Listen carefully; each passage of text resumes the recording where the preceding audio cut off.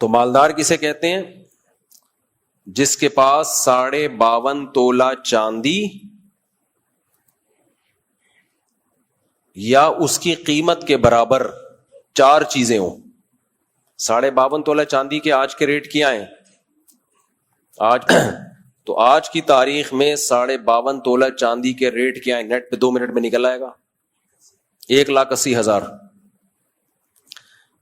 تو شریعت میں جس کے پاس 4 چیزیں 52.5 تولہ چاندی کے برابر ہوں گی، کیونکہ یہ 52.5 تولہ چاندی کے ریٹ اوپر نیچے ہوتے رہتے ہیں نا، تو آج کی تاریخ میں تو 1,80,000 ہے.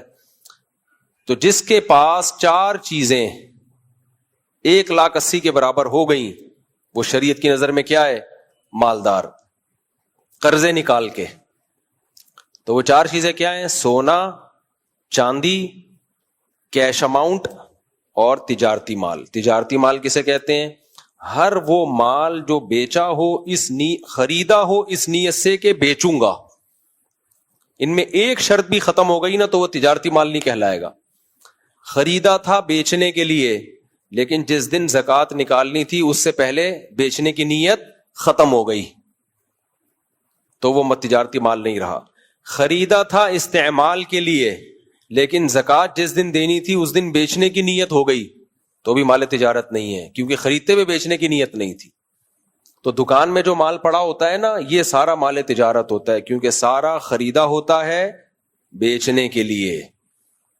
اس طرح اسٹیٹ ایجنٹ جو پلاٹ خریدتے ہیں بیچنے کے لیے، یا آپ اسٹیٹ ایجنٹ کو بولتے ہیں یار خرید اور بیچ، کمیشن رکھ لے اور بیچ لے، یا آپ بس بیچنا خریدنے کی نیت سے، خریدنا بیچنے کی نیت سے. ہر وہ چیز جو بیچنے کے لیے خریدی گئی ہو وہ کیا کہلاتی ہے؟ تجارتی مال. آپ نے چوزے خریدے بیچنے کے لیے کہ بڑے ہو کے بیچ دوں گا، مال تجارت ہے. آپ نے مرغی خریدی کہ انڈے دے گی، چوزے بیچوں گا، یہ مال تجارت نہیں ہے. سمجھ رہے ہو؟ کیونکہ مرغی جو خریدی تھی وہ بیچنے کے لیے نہیں، وہ انڈوں کے لیے.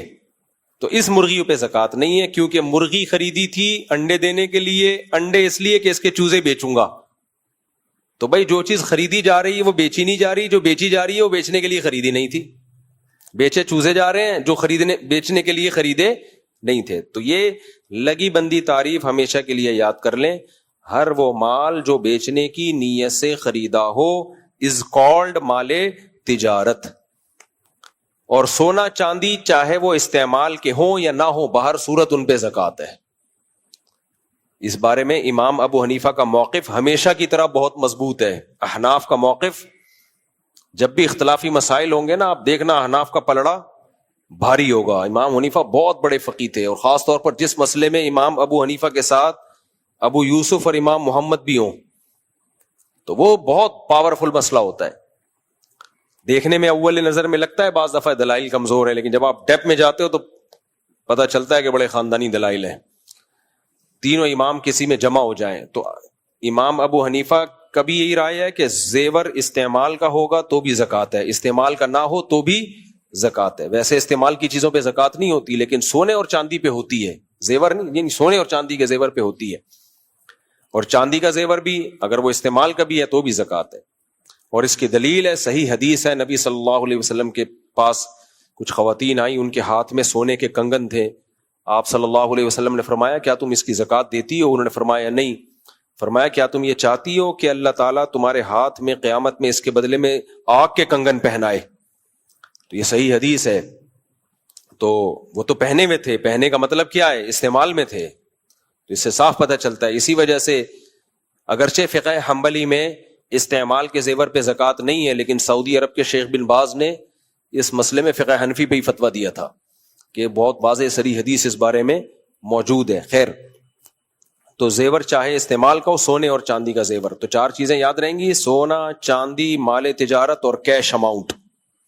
یہ 4 چیزیں 1,80,000 کے برابر، یا 3 چیزیں یا 2 یا 1 چیز بھی ہو گئی تو آپ نے وہ تاریخ کیا کر لینی ہے؟ نوٹ. جیسے 1 محرم کو آپ کے پاس یہ چیزیں آئیں، اور جتنا قرضہ ہے وہ مائنس کر کے.